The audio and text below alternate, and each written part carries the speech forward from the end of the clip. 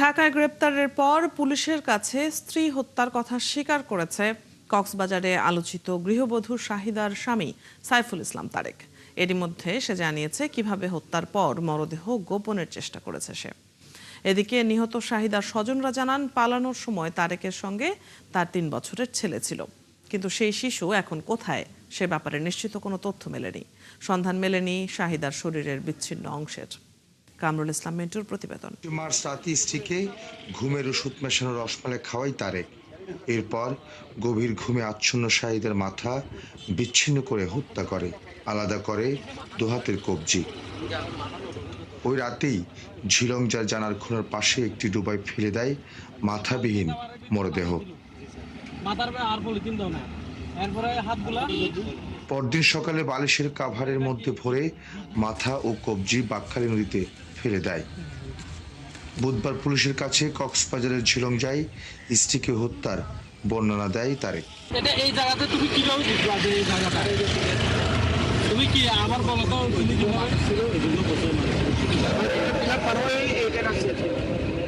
এর আগে বুধবার সকালে ঢাকার শাহবাগ থেকে আটক হয় তারেক। পরে শাহিদার মাথার খোঁজ দিতে বিভিন্ন জায়গায় তারেককে নিয়ে অভিযান চালায় পুলিশ।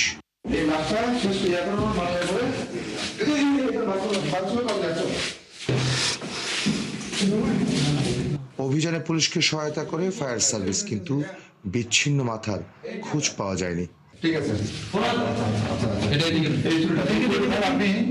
এতদিন পর্যন্ত এটা না থাকলো, আমরা নদীর মাঝখানে তো আর এটা আমাদের ডুবুরিটির না থাকায় আমরা এটা পারি নাই, কিন্তু আমরা আশেপাশে জোয়ারের গতিতে এটা কোথাও আটকে আছে কিনা, এই যে নদীর একদম রবার ড্রাম থেকে এখানে আমরা ওই লবণ চাষের মাঠ যেখানে আছে ওই পর্যন্ত দুই পাশেই দেখলাম। এদিকে শাহিদার স্বজনরা জানান, মাঝে মধ্যে শাহিদাকে যৌতুকের জন্য চাপ দিত তারেক, অত্যন্ত নির্যাতনও করত, কিন্তু এমন নৃশংসভাবে তাকে হত্যা করবে এ কথা তারা ভাবতে পারেনি। যেভাবে হোক আমার বোনের যেভাবে মারছে, ঠিক আমার বোনের মাথা আর কবজি জানো কি তাকে হত্যা করা হয়েছে যৌতুকের কারণে। আমার মেয়েটাকে আমার ননদি নিজের বিটা বিক্রি করে 8,60,000 টাকা দিয়েছে।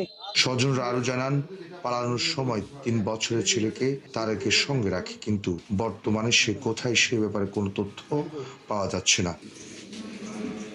15 দিন নিখোঁজের পর গত 11 এপ্রিল কক্সবাজার সদরের ঝিলংজার জানার খোনার একটি ডুবা থেকে মাথাবিহীন মরদেহ উদ্ধার হয় শাহিদার। এরপর থেকে নিখোঁজ ছিল তারেক।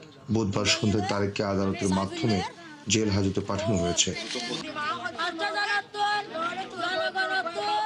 কামরুল ইসলাম মিন্টু, 71, কক্সবাজার।